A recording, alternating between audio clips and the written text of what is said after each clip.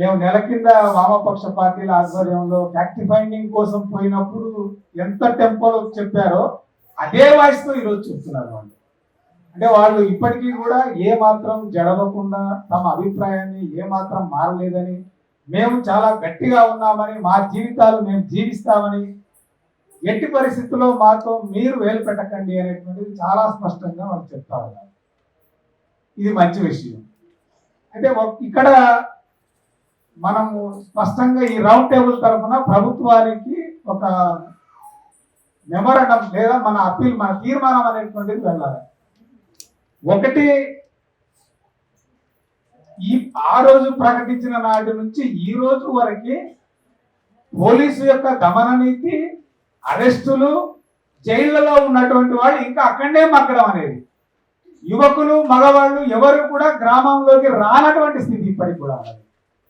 దీన్ని సీరియస్ గా round table ఖండిస్తున్నది. మొదటగా లగచర్ల ప్రాంతంలో ఉండేటటువంటి దుద్యాల మండలంలో ఉండే సాధారణ పరిస్థితిని తీసుకురావడానికి ముందుగా ప్రభుత్వం ప్రయత్నించాలి, దాన్ని చేయాలి, ప్రజాస్వామిక వాతావరణాన్ని కల్పించాలి. పోలీసులని ఎట్టి పరిస్థితుల్లోకి జోక్యం చేసుకోవడం కానీ అక్కడికి వెళ్ళటం కానీ ఎట్టి పరిస్థితుల్లో చేయకూడదు. ఇది రౌండ్ టేబుల్ గా మేము డిమాండ్ చేస్తా ఉన్నాం. ఇది మా మొదటి మాట. ఎందుకంటే ఆ రోజు ఆయన మేము అక్కడ ఫార్మసీ విలేజ్ పెట్టేది లేదు, మేము అక్కడ ఏం చేయట్లేదు, ఇట్లా పోలీసు క్యాంపులు ఉన్నాయని అంటే కలెక్టర్తో మాట్లాడి ఎట్టి పరిస్థితుల్లో పోలీస్ క్యాంపులు ఉండడానికి లేదని మన నాయకత్వం ముందే మాట్లాడి మేమంతా తీసేసినాం. ఇప్పుడు మన వాళ్ళు చెప్తున్నది ఏంటి, ఇప్పటికీ నాకు నిన్న మన శ్రీనివాస్ అని మన ఇంకొక రామ్ అని ఫోన్ చేశారు. ఇదేంటనా నిన్నటి దాకా మా అక్కడ ఏం లేదన్నా మళ్ళీ సురువైందనా నోటిఫికేషన్లు అంట, మళ్ళీ భూములు పోతాయంట. మనకు తెలిసిన అబ్బాయి రామ్ అనే అబ్బాయి ఫోన్ చేసి ఏంటి తమ్ముడు ఇంకా రావా నువ్వు అంటే, ఆ రోజు అక్కడికి రమ్మంటే రాలేనన్నా నేను అన్నాడు. ఎందుకు రావు తమ్ముడు అంటే కనబడితే పోలీసులు పట్టుకుంటారు. మరి ఇప్పటికి కూడా రావాలి కదంటే ఇప్పటికి కూడా లేదని ఆ పరిస్థితి అంటున్నారు. అంటే ఆ రోజు నుంచి ఈ రోజు వరకు ఒకే పరిస్థితిని ఆ ప్రాంతంలో నెలకొల్పడం అంటే ఇది ఎట్టి పరిస్థితుల్లో సరైనటువంటిది కాదు అనేది కూడా ఈ సందర్భంగా మనం చెప్పాలి. రెండవది, ఆయన ఇతర పార్టీల మీద వేస్తున్నాడు.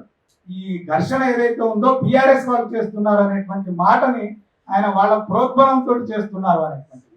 ఇక్కడ మనం రెండు విషయాలు అర్థం చేసుకోవాలి.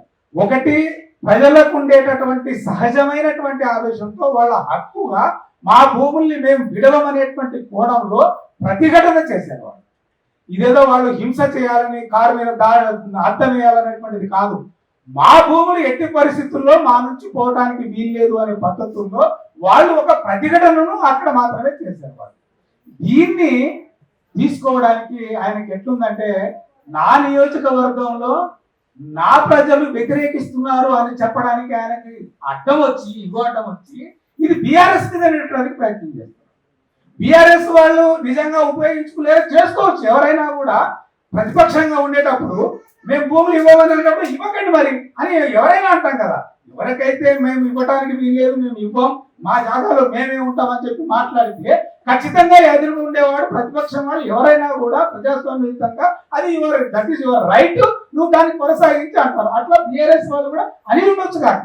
కానీ ఇక్కడ సమస్య ఏమిటి, ప్రజల యొక్క ప్రతిస్పందన ఏమిటి, వాళ్ళు ఏం భావిస్తున్నారు, ఎట్టి పరిస్థితుల్లో మేము ఆ భూమి ఇవ్వడానికి మాకు వీల్లేదనేటువంటి మాట వాళ్ళు మాట్లాడుతున్నప్పుడు నువ్వు మళ్ళీ ఇవ్వకపోయి దాన్ని మళ్ళీ ఆ ప్రాంతం అంతా పోలీసు వలయం చేసి కేసులమయం చేసి వాళ్ళందరినీ పీతావాహనం చేసే ప్రయత్నం చేస్తే అది నీకు తీవ్ర నష్టకరమైన విషయం అనేటువంటిది కూడా మనం ప్రభుత్వానికి హెచ్చరికగా పంపాలనేటువంటిది కూడా నేను ఈ సందర్భంగా స్పష్టం చేస్తున్నా. ఇక మూడవ అంశం ఏమిటంటే, ఆయన ఇప్పుడు ఇంకొక మాట తీసుకొచ్చి మేము అక్కడ ఫార్మా విలేజ్ కాదు, అది మల్టీ పర్పస్ ఇండస్ట్రీస్ ఏదో మేము తీసుకొస్తున్నాం, కారిడార్ తీసుకొస్తామని మాట్లాడుతున్నారు. నువ్వు ఇండస్ట్రియల్ కారిడార్ తీసుకురావడానికి సమాజంలో ఎవరు వ్యతిరేకంగా లేరు, ప్రజలు ఎవరు వ్యతిరేకంగా లేరు. కాకపోతే నువ్వు ఎక్కడ పెట్టాలనేటువంటిదే ఇష్యూ ఇక్కడ కొనసాగుతుంది. అక్కడ ఉండేటటువంటి జనాల్లో ఉండేటటువంటి వాళ్ళు నువ్వు ఏ పార్క్ అయినా, ఏ ఇండస్ట్రియల్ అయినా, ఏ ఫార్మా అయినా కూడా మేము జీవించేదానికి భిన్నంగా మరొకటిగా మాకు లేదు, మాకు అవకాశం లేదు, మా దగ్గర కాకుండా మీరు ఎక్కడన్నా పెట్టుకోండి అని మాట్లాడే స్థితి ఇక్కడ కనబడుతుంది. అటువంటిప్పుడు నువ్వు మళ్ళీ వేస్ట్ పోయి మా కోడంగల్ని అభివృద్ధి చేయాలి, మా జనాన్నంతా అభివృద్ధి చేయాలి, దాన్ని చూడకుండా దాన్ని చూసి ఈర్ష్యతోటి వాళ్ళు ఇట్లాంటి విమర్శలు చేస్తున్నారు అనే పద్ధతుల్లో కూడా ఆయన ఈ రోజు విమర్శలకు పూనుకుంటున్నటువంటి స్థితి మనకు కనపడుతుంది. ఇది మనం చాలా స్పష్టంగా అక్కడ ప్రజలతో ఆమోదం లేకుండా, ప్రజల అభిప్రాయం లేకుండా, ప్రజలతో సంబంధం లేకుండా నువ్వు నోటిఫికేషన్ ఇవ్వడం అనేటువంటిది కూడా మంచి పద్ధతి కాదు అనేటువంటిది కూడా ఈ సందర్భంగా మనం తెలియజేయాలి. ఎందుకంటే ఇంతకు ముందు వాళ్ళకు తెలియకుండా బ్యాంక్ ద్వారా ఏదైతే వాళ్ళకు నోటిఫికేషన్ మాకు వచ్చిందని తెలిసిందో ఈ రోజు కూడా సరిగ్గా అట్లాంటి పద్ధతుల్లోనే మళ్ళీ నోటిఫికేషన్ ఇచ్చింది. ముందు రోజు మేము అదే అనుకున్నాం, 150 ఎకరాలు అంటే ఏదో చిన్నగా పెడుతున్నాడే అనుకున్నాం. ఇప్పుడు అది పోయి మళ్ళీ 1250కి వచ్చింది. దాంట్లో మళ్ళీ వాళ్ళు మాట్లాడుతున్న రైట్ అంటే 600 ఎకరాలు అసైన్ ల్యాండ్ ఉంది కాబట్టి తీసుకుంటాం. ఇది మంచి పద్ధతి కాదు. ఒక మనిషిని, ఒక కుటుంబాన్ని జీవించడానికి అవకాశం ఇచ్చి ఒక 3 ఎకరాలు 4 ఎకరాలు 5 ఇచ్చిన మనిషిని నేను ఇష్టానుసారంగా లాక్కుంటాననేటువంటి పద్ధతి ఇప్పుడు సుప్రీంకోర్టు చెప్పింది. అతని ఇష్టం లేకుండా ఎవరైతే భూమి సొంతదారు ఉన్నాడో ఏదైనప్పటికీ కూడా ఆయన కాన్సెంట్ లేకుండా ఎట్టి పరిస్థితుల్లో భూమి లాగడానికి వీలేదని సుప్రీంకోర్టే చెప్పింది. మరి అంత చెప్పిన తర్వాత కూడా మీరు ఇప్పుడు ఎట్లా మాట్లాడుతున్నారంటే మరి ఎవరు ఇవ్వకపోతే ఎట్లా? నిజంగా భూములు లేవా? నిజంగా పెట్టే అవకాశం లేదా?